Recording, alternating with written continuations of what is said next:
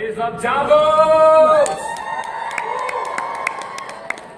So guys, my name is Zack, Isleib. I'm 17 from small town, Kingston, Massachusetts. Where all my team's bros at. Where they at? How about everyone from Massachusetts? Down front, yeah. Tennessee girls out there too. Right there. So awesome. I'm going to be your MC for the following program. And it's a huge honor to be here, get the chance to meet some of you from these past couple of days. And after watching that amazing video, out of realization, I realized that we have been given this great opportunity to collaborate and engage with each other and come up with new and innovative ways to transform education from something resembling a factory during the Industrial Revolution to a place where kids can not only go to learn new things, but to express themselves in different and creative ways. One of the things that really stuck with me from these past couple of days was really last night in the Poetry Slam by Joshua, by Cece, by Clint Smith. Yeah, how you guys like that? So they're talking about basic human rights and the curse of silence. And I realized that it takes a voice, your voice, to make change. We are living in a time of change today. Just a couple of days ago, the U.S. Supreme Court legalized same-sex marriage. That's a huge change. And the only reason why it's been recognized is by people using their voice, people just like you. And so that's kind of what this summit is really about, isn't it? Kind of finding and using your voice to change education, not only for future generations, but yours. This is your education. This is your life. This is your world. So why don't you use your voice? I'm going to be doing the same thing, and I'll be with you every step of the way. So obviously you're all thinking, so what are we really doing here?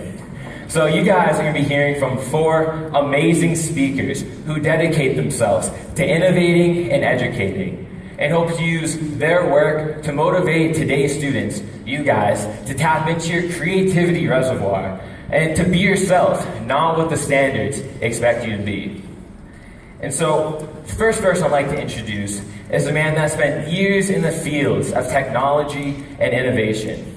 He's currently the director of LEGO Education Europe and is proving that those small little bricks that parents across the world complain about for creating such a mess in the home can not only, it can teach children basic problem solving and engineering and can serve as the building blocks, you need to get that, all right, for basic STEM programs. It can teach you 21st century skills.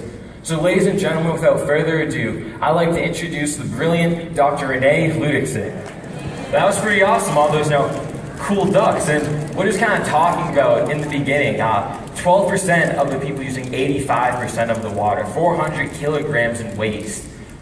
People are changing every day. More things are being added to this environment. And really a lot of that can stem from education. So build upon those STEM programs. Yeah, STEM. And these STEM programs are building every single day. And so I thought it was really cool what he was talking about. So one round of applause for Dr. Renee Ludwigson. That was great. And so keeping things moving along, I'd like to introduce the next person. He is truly passionate about education reform. And just 2.5 years ago, he was graduating from high school.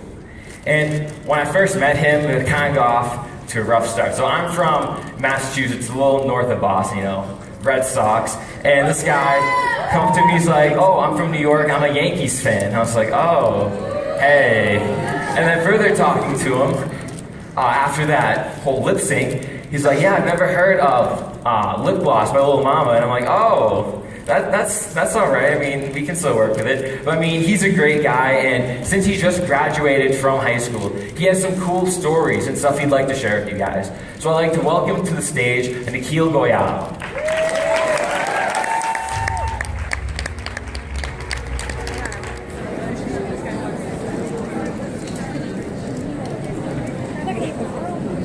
All right. So I don't know about you, but when Nikhil was just talking about democratic schooling, I could just not get over the fact that he is still 20. I don't know if you guys got that. He is 20. He's already written a best-selling book. He's spoken around the world, and clearly, he is very passionate about what he does. So that was amazing. That was amazing. Like, I was just shocked. Like, here I am, 17. This is my first time in Europe, and I'm just having like the difficult time of deciding whether or not to have like a 2-minute long Snapchat story of like my cat every day. And he's up here just talking about education. It's just crazy. And by the way, if you guys want to add me on Snapchat, it's at Zack.isl77. Hit me up. I like cats. But yeah, so it's just truly inspiring that someone that young can be doing this much amazing work in the world. And so just moving on, I like to introduce an amazing woman, and I had the chance to meet with her yesterday. You know, her name's Mo. Her and I were kind of first name basis now. I like that. Hey, Mo. And I was talking to her, and then as I was talking to her, the craziest thing happened. She asked me for advice to give to her kids. Like, she's the director of Google's K-12 outreach program. I'm just a 17-year-old kid, small town in Massachusetts. I don't even have kids, but she's asking me to give her advice. And so I stood there screaming inside and doing that little twerk thing that Sir Ken kind of did yesterday. And I was like, I had to come up with a response. She's standing there waiting. And so I thought to myself, she's talking about kids. She has young, very young kids. And what kids like to do, they need to go out. They need to experience the world, try new things. For me, this is my first time in Europe. I'm 17. This is the first time I'm trying fish. If these kids just try new food, yeah, I know, it's kind of sad. But I mean, it's good. Like, I like it now. It's okay. And if we got her kids just trying new things early on, they can be immersed in all these new and different kind of cultures. And being here in Davos, how many skiers or snowboarders out there? Yeah, like, I love snowboarding. Come from New England, all those mountains up there. Here in Davos, seeing all these mountains out here, it's summer, and like, I'm kind of upset. I want to get back here and go on these mountains in the winter. And so I'm about to invite up Mo, and she's going to be talking to you guys about the new, emerging, and very, very exciting field of computer science. So please put your hands together and give a warm welcome to Miss Mo Young-Fong.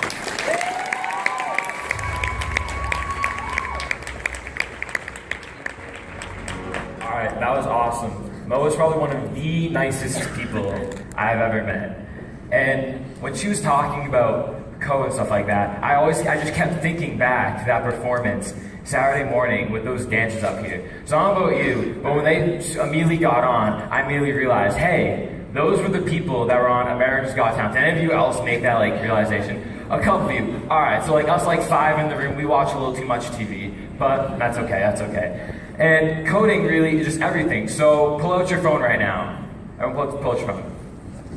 Alright, so I mean, if you add me on Snapchat, that's cool. But I mean, other than that, anything you try to do with your phone, that's all coding. These projectors, all coding. Computer science is one of these new fields where anything is possible. You can use all of your creativity that you have to just really create anything. And I thought that was just an amazing presentation. So give it one more time for Miss Mo.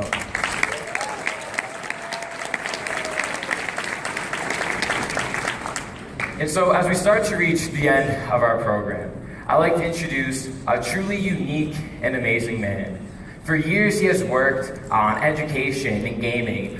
He's recently worked with Rovio, the company that's created the revolutionizing and addicting game, Angry Birds. How many of you ever downloaded Angry Birds? Yeah. I downloaded like 4 versions of it. Like you guys have probably just consumed your life entirely for a solid like 2 months. He's also worked with Finland education reform. And as you all probably know, Finland's one of the countries credited with having the best education system. So if he's in there helping Finland change their education system, which is one of the best, he clearly knows what he's talking about. And so what he's going to be talking to you guys about is how we can use these mobile games like Angry Birds, and they can be teaching methods to teach younger and even older kids basic problem solving, reading skills, and even, for me, the horrible nightmare that is physics. And so I'd like to welcome to the stage a brilliant man, so please give a warm welcome to Dr. Laudi Jarvelto.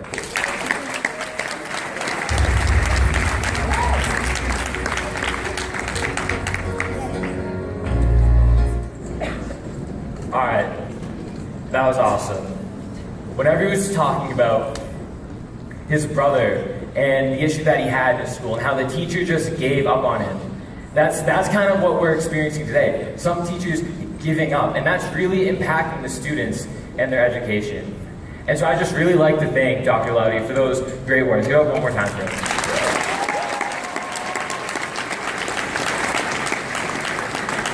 And so as we close our session and about to go into our coffee break, I'd just like to take a moment, just thank all of our great and amazing speakers that are up here today. Just one more time for them. For Dr. Keel, Dr. Lang, Dr. Loudy. It was just a huge honor to be here. Thank you guys for having me. So right now, you guys are going to be going out to a coffee break and then to workshops at 10:30. Thank you again.